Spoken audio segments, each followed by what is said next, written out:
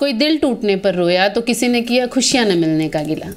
क्या देखा है कभी किसी को ये कहकर रोते हुए कि मुझे खुदा नहीं मिला, और उसे मांग लो तो सब मिल जाता है। हाय, मेरा नाम है निधि कौशिक और मैं आज यहाँ पर हूँ आवाज़ द वॉइस के माध्यम से एक इनिशिएटिव को सपोर्ट करने के लिए, जिसका टाइटल है हंगर किल्स सेव फूड।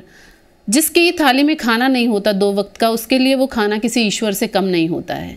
इसलिए हमें अनेकों भूखे लोग हमें दिखाई देते हैं आसपास। कुछ लोग तो ऐसे भी हैं जो आप इंस्टाग्राम पे देखेंगे या किसी भी सोशल मीडिया पर देखेंगे जो डस्टबिन से उठाकर खाना खाते हैं।